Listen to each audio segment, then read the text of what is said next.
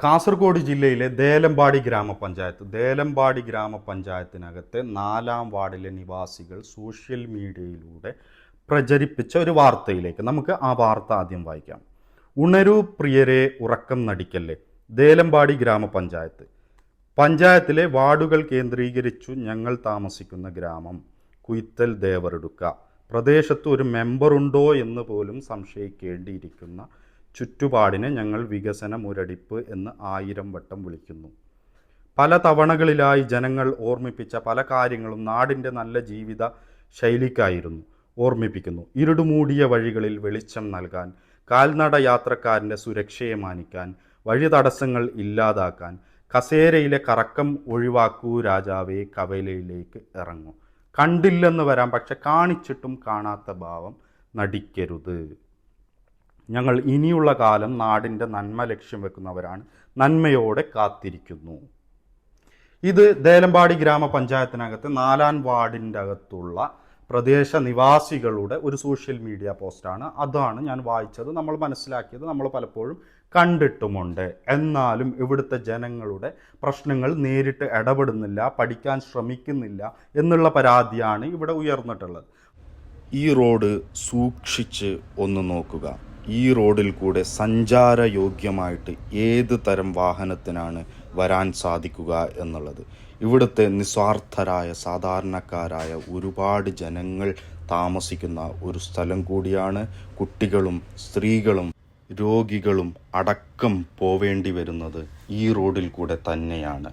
മാത്രവുമല്ല, ഇവിടെ നിന്നും തൽപ്പച്ചേരി, അടൂർ, പള്ളങ്കോട് കഴിഞ്ഞിട്ട് വേണം കുട്ടിയാടി വഴിയിൽ കൂടി മറ്റൊരു പട്ടണത്തിലേക്ക് ഇവിടുത്തുകാർക്ക് എത്രയും പെട്ടെന്ന് എത്തിച്ചേരണം എന്നുണ്ടെങ്കിൽ ഭരണകൂടമേ കണ്ണു തുറന്ന് കാണണം ഇവിടുത്തെ റോഡിൻ്റെ നേർക്കാഴ്ചകൾ. അതുപോലെ തന്നെ നമ്മൾ ആ പ്രദേശം അന്വേഷിച്ചപ്പോൾ ഇപ്പോഴും അതേ സ്ഥിതി തന്നെ തുടരുന്നതായിട്ട് നമ്മൾക്ക് കാണാൻ സാധിച്ചിട്ടുണ്ട്. 5 വർഷത്തിലൊരിക്കൽ നമ്മൾക്ക് കിട്ടുന്ന ഓരോ വോട്ടും നമ്മൾ വിജയിപ്പിച്ച് നമ്മുടെ വാർഡ് മെമ്പറെ പഞ്ചായത്തിലേക്ക് മറ്റും അയക്കുമ്പോൾ അവരുടെ ധാർമ്മികമായ ഉത്തരവാദിത്തമുണ്ട്. ഇവിടെ ചോദിക്കുന്നത് അങ്ങനെ ഒരു വാർഡ് മെമ്പർ ഉണ്ടോ എന്നുള്ളതാണ്. അതിനുള്ള വളരെ വ്യക്തമായ മറുപടി അവിടുത്തെ ജനങ്ങളോട് അവിടുത്തെ വാർഡ് മെമ്പർ തന്നെ മറുപടി പറഞ്ഞോട്ടെ, നമ്മൾക്കതിലൊരു പരാതിയുമില്ല. 5 വർഷത്തിലൊരിക്കൽ വരുന്ന ഓരോ വോട്ടും നമ്മൾ മനസ്സിൽ ചാലിച്ച് ഓരോ വോട്ടും കൊടുക്കുന്നത് നമ്മുടെ പ്രശ്നങ്ങൾ, പ്രയാസങ്ങൾ, പ്രതിസന്ധികൾ പഞ്ചായത്തിൽ പോയി അവതരിപ്പിച്ച് അതിൻ്റെ പ്രശ്നപരിഹാരം കണ്ടെത്തുന്നതിന് വേണ്ടിയാണ്. അത്തരം ഓരോ ഓരോ വോട്ടർമാരോടും ഉള്ള ധാർമ്മികമായ ഉത്തരവാദിത്തം അവിടുത്തെ ജനപ്രതിനിധികൾക്കുണ്ട്. അപ്പോൾ ഞാൻ പറഞ്ഞു വരുന്നത്, ഇവിടെ മറ്റൊരു പ്രധാനപ്പെട്ട ഒരു റോഡും കൂടിയുണ്ട്.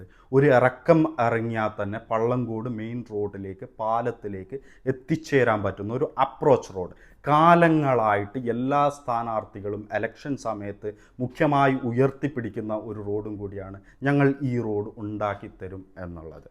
അപ്പോൾ ആ റോഡുമായിട്ട് ബന്ധപ്പെട്ട വിഷയങ്ങൾ ഞങ്ങൾ പഠിക്കാൻ ശ്രമിച്ചപ്പോൾ അല്ലെങ്കിൽ പഠിച്ചപ്പോൾ നമ്മൾക്കറിയാൻ സാധിച്ചത് ചില സ്വകാര്യ വ്യക്തികളുടെ സ്ഥലമേറ്റെടുപ്പുമായി ബന്ധപ്പെട്ട വിഷയങ്ങൾ നിലനിൽക്കുന്നത് കൊണ്ട് നമ്മൾക്കത് പൂർത്തീകരിക്കാൻ സാധിക്കുന്നില്ല എന്നുള്ളതാണ്.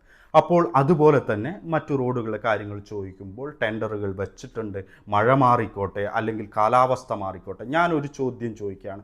കാലാവസ്ഥ കഴിഞ്ഞ 25 വർഷത്തോളം തുടർച്ചയായി മഴ പെയ്യാൻ നമ്മുടെ പഞ്ചായത്ത് എന്താണ്, ചിറാപ്പുഞ്ചിയിലാണോ? ആ ഒരു ചോദ്യം ജനങ്ങൾ ചോദിച്ചു തുടങ്ങിയിരിക്കുകയാണ്. അതേപോലെ സ്വകാര്യ വ്യക്തികളുടെ സ്ഥലമെടുപ്പുമായി ബന്ധപ്പെട്ട കാര്യം, ഇതേപോലെ 15-ാം വാർഡിൽ ഒരു പ്രശ്നം നിലനിൽക്കുന്നുണ്ടായിരുന്നു.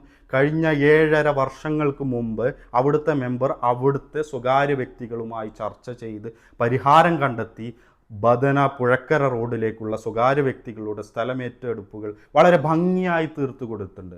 പക്ഷേ നാളിതുവരെയും അവിടെ ടാറിങ് നടന്നിട്ടില്ല. അതേപോലെ ആയിരിക്കാം ഈ കുയിത്തൽ പള്ളങ്കോട് അപ്രോച്ച് റോഡിൻ്റെ കാര്യം. വെറും ഒരു മുടന്ത ന്യായം, സ്വകാര്യ സ്ഥലമേറ്റെടുപ്പ് നടന്നില്ല എന്നുള്ളതാണ്. അപ്പോൾ ആരാണ് ഈ കാര്യങ്ങളൊക്കെ ചെയ്യേണ്ടത്? കരാറുകാരെ കൊണ്ടുവരേണ്ടത് ആരാണ്?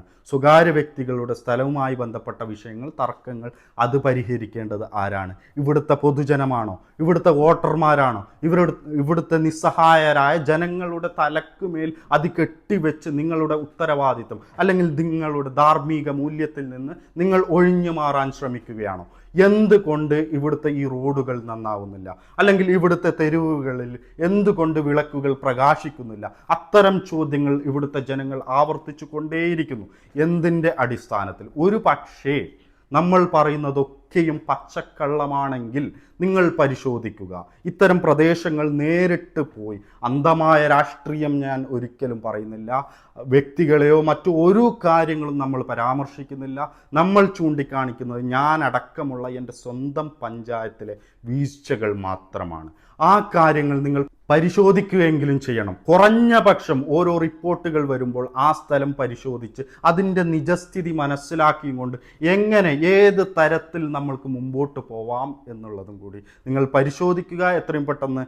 അതല്ലാതെ കരാറുകാരൻ വന്നില്ല, അല്ലെങ്കിൽ കാലാവസ്ഥ മാറിയില്ല, അല്ല മറ്റെന്തെങ്കിലും ഒരുപാട് സാഹചര്യങ്ങൾ, സാങ്കേതിക തകരാറുകൾ ഒക്കെ പറയുന്നത്, ഞങ്ങൾക്കത് തോന്നുന്നത് വെറും 2ാം ക്ലാസ് വിദ്യാർത്ഥികൾ ടീച്ചറിനോട് പറയുന്ന ഒരു കംപ്ലൈൻറ്റ് പോലെയാണ്.